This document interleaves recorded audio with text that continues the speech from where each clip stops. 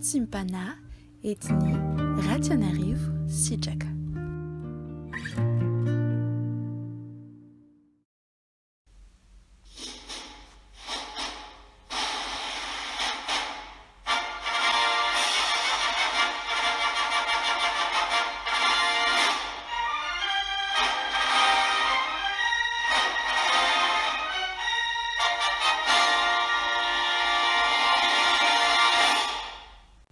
C'est sur le générique de la 20th Century Studios que je vous salue ce matin, chère famille, en Christ.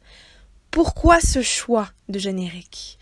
Car il est écrit dans Exode chapitre 14, au nom de Jésus, Moïse étendit le bras sur la mer, le Seigneur chassa la mer toute la nuit par un fort vent d'est. Il mit la mer à sec et les eaux se fendirent. Amen. Prions. Seigneur Jésus-Christ, ce matin, tu souhaites nous parler de ta manière d'agir qui est souvent inattendue. Et lors de cet épisode biblique, mais qui est un épisode historique, quelque chose d'extraordinaire que ce monde n'a jamais vu, tu souhaites vraiment nous montrer et nous illustrer à quel point tes actions sont historiques et glorieuses. Honneur, puissance et gloire, Seigneur, te soient rendus, et que ce matin, Seigneur, vraiment, nous puissions, à travers cette histoire et à travers le message que tu souhaites nous partager, être fortifiés, encouragés et recevoir, Seigneur, cette foi qui peut être considérée comme folle selon le monde, Seigneur Jésus-Christ. Et nous te glorifions, Seigneur, pour cela déjà. Merci vraiment pour ce temps que nous avons ce matin pour entendre, Seigneur, vraiment ton message et pour pouvoir être armés de nouveau dans chaque instant de notre vie, chaque seconde, chaque minute, chaque heure, chaque jour, chaque semaine, chaque mois, chaque année, Seigneur.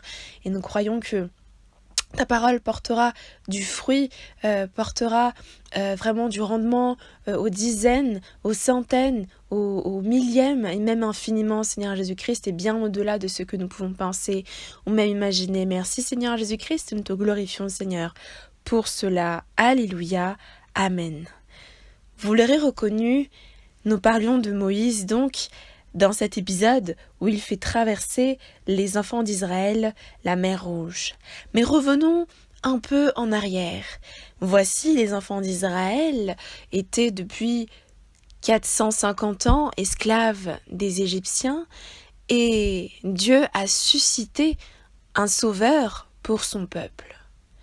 Suscité, disions-nous, dans un des zooms, un des partages du matin que nous avions eu il y a quelques mois, le Seigneur avait partagé à travers moi également que ce n'était pas Dieu qui avait appelé Moïse, mais en réalité c'est Moïse qui se rendit compte que voici un buisson était enflammé et qu'il n'était pas consumé. Alors Moïse, intéressé, s'approcha du buisson. Et la parole dit littéralement, et voici Dieu remarqua Moïse, parce que Moïse s'était approché. Donc Moïse a eu vraiment cette curiosité d'aller vers quelque chose qui était inattendu, à ses yeux quelque chose qu'il n'avait jamais vu. Et voici Dieu lui a dit, Moïse, retire tes souliers car cette montagne, ce lieu où tu poses tes pieds est saint. Par la suite, le Seigneur partage son appel à Moïse, qui refuse au début, puis finalement Dieu se mit en colère, dit la parole, contre Moïse, et lui dit, voici ton frère Aaron arrive, et il est très heureux de te voir, ce sera lui qui parlera à ta place. Moi je parlerai pour toi, et toi tu lui diras ce que j'ai à dire, et lui partageras le message.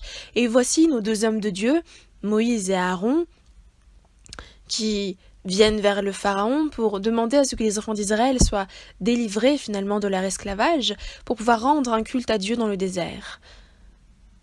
Le Pharaon refuse à plusieurs reprises et nous avons toutes sortes de plaies, disons-nous, ou de prodiges plutôt, dans ce pays d'Égypte.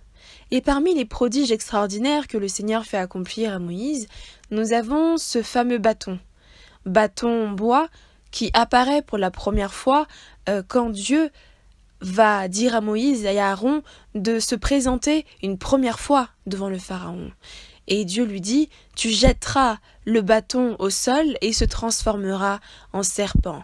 Mais Dieu prévient Moïse, attention, car les personnes qui travaillent pour le pharaon, c'est-à-dire les astrologues, magiciens, etc., eux aussi pourront jeter leur bâton au sol et ils pourront transformer le bâton en serpent. Cependant, le serpent que tu as, ton bâton mangera le leur.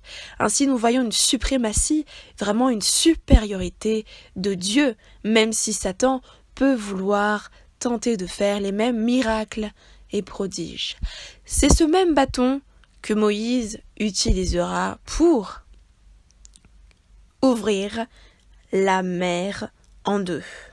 Plus précisément, Moïse étendit le bras sur la mer. Et avec son bras, il avait ce bâton que Dieu lui avait donné. Ce bâton, qui pourtant n'avait rien de spécial, au premier abord, a été vraiment cet instrument, cet outil sacré, si on peut dire ça comme ça, que Dieu a mis entre les mains de son serviteur pour pouvoir accomplir des prodiges, effrayer un chemin inattendu. Et c'est le message que le Seigneur veut nous partager ce matin. Il veut frayer et créer un chemin inattendu. Pourquoi inattendu ? Imaginez la situation. Les enfants d'Israël, finalement, ont pu partir d'Égypte. Et plus encore, ils ne sont pas partis les mains vides, car l'Éternel leur avait dit, vous ne partirez pas les mains vides, vous allez prendre l'or et l'argent de vos voisins et voisines, égyptiens et égyptiennes. Vous allez prendre le meilleur de leurs trésors et vous partirez. C'est-à-dire que c'est comme si les enfants d'Israël étaient partis avec le double de ce qu'on leur avait volé. Alors ils partaient avec de l'or, de l'argent, et ils se mirent en marche dans le désert. Ils marchèrent quelques heures, il me semble que c'était même pas une journée, et tout à coup, le pharaon, finalement, est revenu sur ses paroles. Comme si le mauvais esprit l'avait animé à nouveau, il se leva et se dit « Mais pourquoi est-ce que je les ai laissés partir ? Qui alors construira nos maisons ? Qui alors construira tous les édifices que nous sommes en train de faire ?» Étonnamment, tout à coup, il se leva, il prit son char, et il amena avec lui une armée fortement nombreuse. La parole déclare qu'ils étaient si nombreux qu'on ne pouvait les compter, et chacun avait un char, des chevaux, et plusieurs cavaliers à leur bord. Et ces personnes se mirent en marche contre les enfants d'Israël, qui, eux, étaient pour la plupart à pied. Vous imaginez, c'est comme partir avec une voiture de course, et puis à côté des gens qui marchent à pied. Rapidement, évidemment, le pharaon et ses troupes ont rattrapé les enfants d'Israël. Et voici les enfants d'Israël arrivent devant ce qu'on appelle la mer des roseaux, la mer des joncs ou la mer rouge.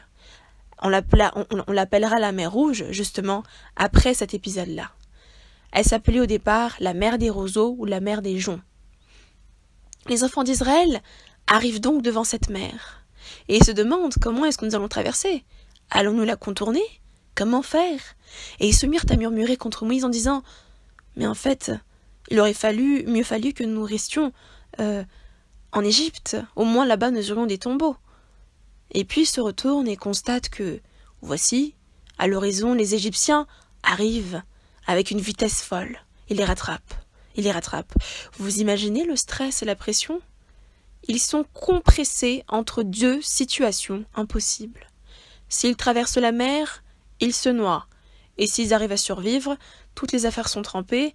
Et d'ailleurs, j'imagine que il serait difficile de survivre à cela.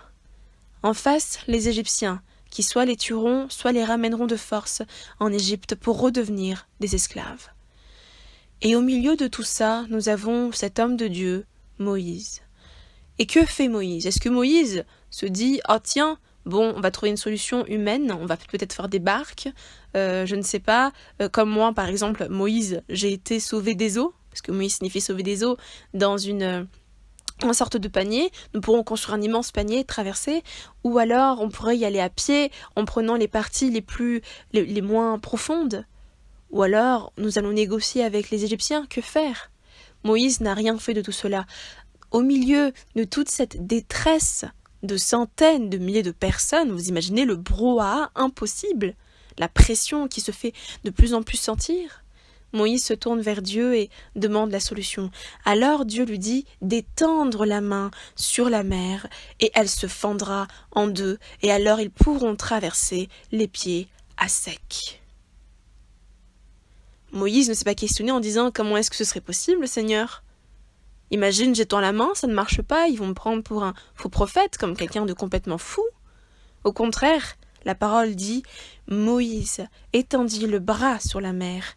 Le Seigneur chassa la mer toute la nuit par un fort vent d'est, et il mit la mer à sec, et les eaux se fendirent. » Nous avons plusieurs étapes. Moïse étendit le bras sur la mer. Ensuite, l'Éternel Dieu chassa la mer de part et d'autre toute la nuit, parce que il souhaitait que les enfants d'Israël puissent traverser. Et en chassant la mer toute la nuit, il l'a fait avec un fort vent, un vent qui est puissant, un vent qui vient finalement frayer un chemin là où il n'y en a pas, un vent qui défie les éléments à queue, c'est-à-dire l'eau ici, pour que le peuple de Dieu puisse traverser. Et par ce moyen-là, Dieu met la mer à sec. Et ainsi donc, les eaux se fendirent. Pour pouvoir, vous savez, scientifiquement parlant, créer un couloir au beau milieu d'un tel point d'eau, qui est quand même long de 50 km et qui est profond de 90 mètres, donc vous imaginez une piscine de 4 mètres, fois je ne sais pas combien de fois pour obtenir 90 mètres, il aurait fallu, écoutez bien, que Moïse arrive à déplacer 8 milliards de mètres cubes d'eau. Et cela seulement en étendant son bras sur la mer. Humainement parlant, c'est quelque chose de quasiment impossible. Et pourtant, dans le monde spirituel, parce que Dieu a voulu frayer un chemin inattendu, là où personne ne s'y attendait, Dieu a créé un chemin. Dieu a créé un couloir, un canal pour que ses enfants puissent être sauvés. 8 milliards de mètres cubes d'eau. C'est quelque chose de monumental, chère famille en Christ. Monumental. Et ce qui est très étonnant, c'est que la parole dit que Dieu a chassé la mer toute la nuit par un fort vent d'est. La science, vous savez, a plusieurs fois essayé d'expliquer les épisodes bibliques. Pendant un certain temps, on a dit que c'était complètement faux, que c'était quelque chose d'impossible. Justement, parce que qui peut déplacer l'eau, sincèrement? Qui peut déplacer l'eau? Et pourtant, ce phénomène-là s'appelle le wind set down. Wind, espace, set down. Wind en anglais qui signifie vent, set down, c'est-à-dire comme si un mouvement d'abaissement. On baisse, le vent permet de baisser quelque chose. Et c'est un phénomène physique qui peut se produire sur n'importe quel point d'eau. En effet, quand un vent fort souffle de façon continue au bord d'un étang, et je pense que vous avez déjà constaté, au bord d'un lac ou d'un océan, il pousse la surface de l'eau. Le vent pousse la surface de l'eau de manière perpendiculaire vers la droite, dans l'hémisphère nord, et vers la gauche, dans l'hémisphère sud. Et ainsi, nous avons donc un couloir qui se crée si le vent est suffisamment fort. Évidemment, il est fort rare de constater un couloir comme cela est décrit dans la parole de Dieu, mais cela montre que dans les phénomènes de la nature que Dieu a mis en place, ce genre de choses est tout à fait possible. Les miracles donc sont parfois compréhensibles et visibles même. Simplement, est-ce que l'œil de l'être humain sait reconnaître le chemin inattendu de Dieu? Cet épisode biblique nous montre également, chers frères en Christ, la puissance de Dieu. Parce que Dieu, ayant évidemment mis en place ce genre de phénomène naturel, l'a utilisé, l'a multiplié, l'a rendu si puissant que les enfants d'Israël ont pu traverser à sec un plan d'eau de 50 kilomètres en plusieurs heures. Et davantage, une fois que tout le peuple a traversé la mer Rouge, la mer des Joncs, ou la mer des Roseaux plutôt, voici, Dieu a renfermé l'eau sur les Égyptiens et sur leurs chars et sur les chevaux, et tous périrent, pas un seul n'a survécu. Et à partir de là, la mer des Roseaux ou la mer des Joncs s'appellera la mer Rouge, parce qu'elle a été teintée du sang de celles et ceux qui ont poursuivi le peuple de Dieu et souhaité que le peuple de Dieu périsse, mais Dieu ne l'a pas permis. Ainsi, chère famille en Christ, ce matin, le Seigneur souhaite nous dire que dans toute situation, dans toute circonstance, il y a un chemin inattendu que Dieu peut susciter. Simplement, est-ce que nous sommes prêts à tendre le bras sur la mer quand Dieu l'ordonnera? Est-ce que nous sommes prêts à poser le pied à sec si Dieu nous l'ordonne?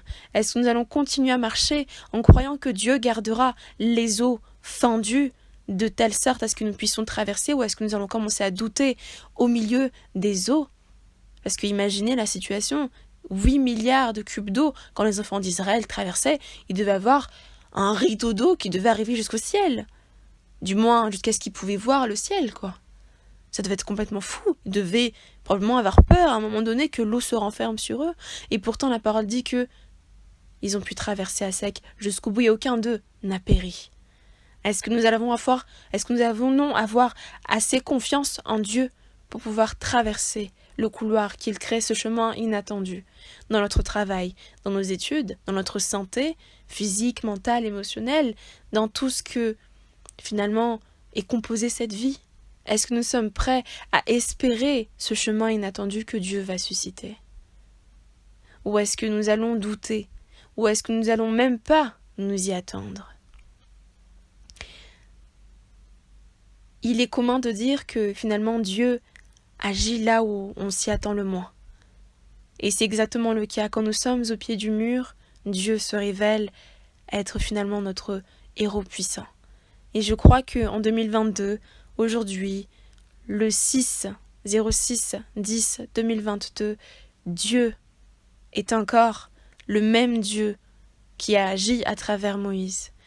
Il est ce Dieu glorieux, Dieu d'Abraham, d'Isaac et de Jacob, celui qui s'est révélé à chacun d'entre eux d'une manière tellement extraordinaire, et celui qui s'est révélé à Moïse de manière exceptionnelle, si bien que, quand vous lisez la parole de Dieu, il est écrit que plus aucun prophète après Moïse, donc après qu'il ait été mort et qu'il ait vu de loin Canaan, mais qu'il n'est pas rentré parce qu'il s'est mis en colère et qu'il a frappé le rocher avec son bâton et non parler au rocher, donc encore une fois une erreur de sa part.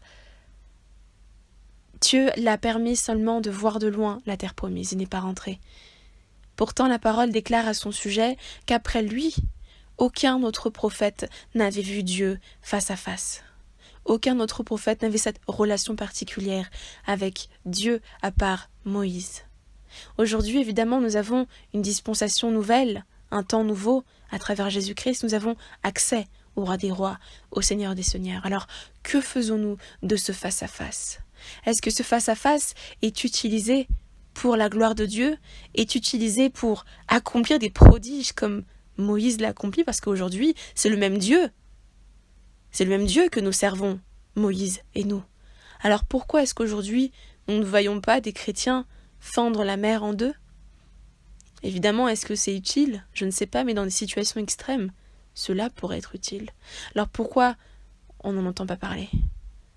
Pourquoi les prodiges dont parle la parole de Dieu semblent être si lointains? Les chrétiens sont souvent trop intéressés par leur confort, par leur propre petite vie. Ils ne recherchent pas l'intérêt du royaume de Dieu. Ils ne recherchent pas les intérêts du corps du Christ et de l'Église. L'Église pour laquelle Christ est aussi mort. L'humanité pour laquelle Christ est aussi mort. Que faisons-nous du face-à-face avec Dieu? Que faisons-nous des chemins inattendus que Dieu a créés et des percées que Dieu a créées dans notre vie et qu'il créera? Est-ce que nous les avons gardés pour notre propre intérêt? Nous ne les avons même pas partagés dans les témoignages avec l'Église?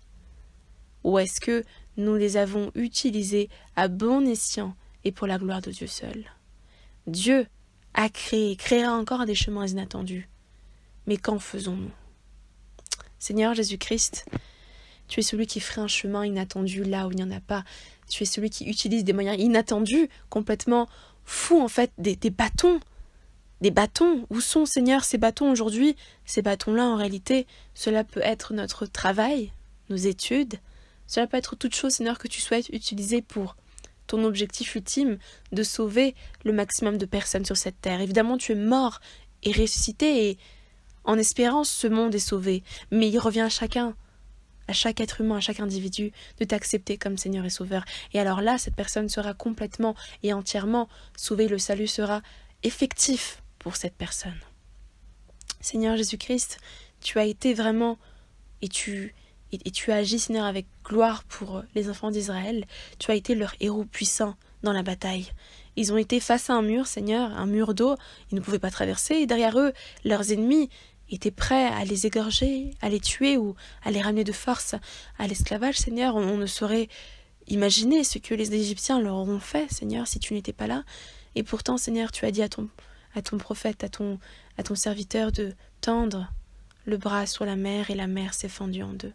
Et je crois, Seigneur, que aujourd'hui chaque chrétien est appelé à accomplir des prodiges tels, Seigneur Jésus-Christ, dans leur propre vie, quand tu le leur demanderas. Je crois, Seigneur, que chacun d'entre nous est appelé pour manifester, Seigneur, ta gloire avec pleine puissance, avec pleine autorité.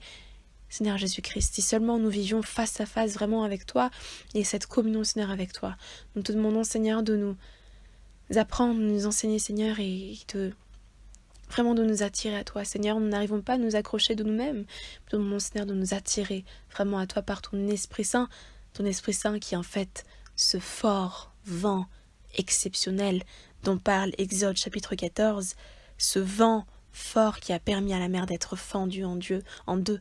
Ce sont tes actions, Esprit de Dieu, merveilleux Esprit de Dieu, qui nous permet de voir ces couloirs et ces chemins inattendus que l'Éternel Dieu prépare pour nous et pour le monde. Seigneur, sois glorifié, sois élevé. Nous bénissons, Seigneur, ton nom. En ton nom, Jésus-Christ, nous prions. Amen.